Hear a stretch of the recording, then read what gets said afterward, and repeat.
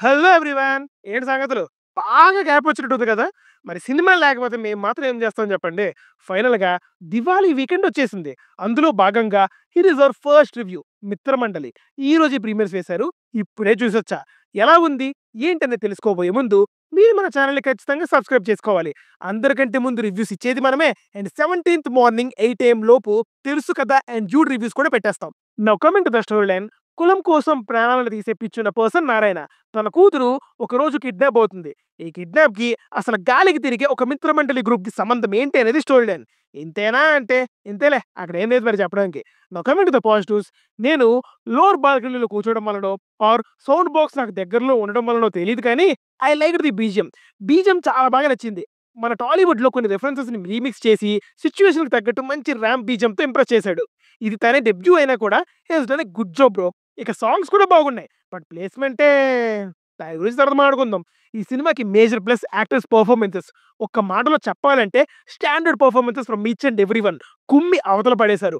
దర్శి, రాగ్ మయూర్, ప్రసాద్, విష్ణు వాళ్ళ comedy టైమింగ్స్‌తో, body లాంగ్వేజ్‌తో మూవీలో అంత మ్యాటర్ లేకున్నా వాళ్ళ పెర్ఫార్మన్స్ వల్ల చూడాలనిపించింది.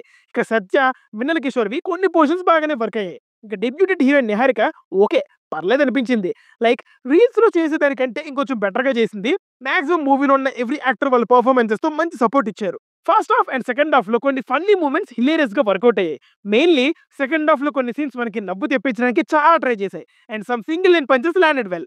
ఇక పాజిటివ్స్ అంతే భయ్యా. ఇక నెగెటివ్స్‌లోకి వస్తే ఎంతని చెప్పను, ఏమని చెప్పను, ఎన్నని చెప్పను. జస్ట్ యాక్టర్స్‌ని చూసి కొంచెం ఎంజాయ్ చేస్తా అని వెళ్తే వాళ్ళ పెర్ఫార్మన్సెస్ తప్ప లోపల ఏం లేదు బ్రో. అంతా డొల్లే. దీనికోసం నేను 20 కిలోమీటర్స్ లిటరల్లీ 20 కిలోమీటర్ల నుండి సాహసమే శ్వాసగా సాగిపో అనుకుంటూ వచ్చేసా. అంత మంచి కామెడీ టైమింగ్ ఉన్న యాక్టర్స్ ఉంచుకొని ప్రాపర్ ఒక్కటంటే ఒక్క సీక్వెన్స్ కూడా స్టాండ్ ఔట్ అవ్వలే. మామూలుగానే మనకి కొంచెం హాస్య గ్రంథాలు ఎక్కువ. కొంచెం ఫన్ ఉన్నా కూడా బాగా నవ్వేస్తా. అలాంటిది నేను ఒకటంటే ఒక్క ప్లేస్‌లో కూడా ప్రాపర్‌గా నవ్వలేకపోయా. పర్సనల్ ఒపీనియన్ పక్కన పెడితే ఫస్ట్ థింగ్ మూవీ అంతా డ్రాగ్ నరేషనే ఉంటది bro. From first scene to last scene వరకు ప్రతి సీన్ స్ట్రెచ్ అవుతానే ఉంటది. అలా అని ఆ సీన్ బాగుంటదా అంటే అది కూడా లేదు. Actually movie Jathi Ratnalu kind of represent చేద్దాం అనుకున్నాడు. Senseless comedy. సెన్స్‌లెస్ ఉంది. బట్ కామెడీనే లేదు. అండ్ చాలా సీన్స్ ఫోర్స్‌డ్‌గా అనిపిస్తాయి. కొన్ని సీక్వెన్సెస్ అయితే లైక్ 'వెన్నెల కిషోర్' సీక్వెన్స్‌కైతే దండం పెట్టాలి. చిరాకొచ్చేస్తది ఆ సీక్వెన్స్ వచ్చిన ప్రతిసారి. అండ్ దీనికి తగ్గట్టు ఆ సాంగ్స్ ప్లేస్‌మెంట్ ఒకటి అసలే చిరాకుగా ఉంటే మంటలో పెట్రోల్ పోసినట్టు ఉన్నాయవి. Editing by Pawan Kalyan is disappointing. కొన్ని కట్స్ బాగున్నా తన బెస్ట్ మాత్రం ఇవ్వలేకపోయాడు.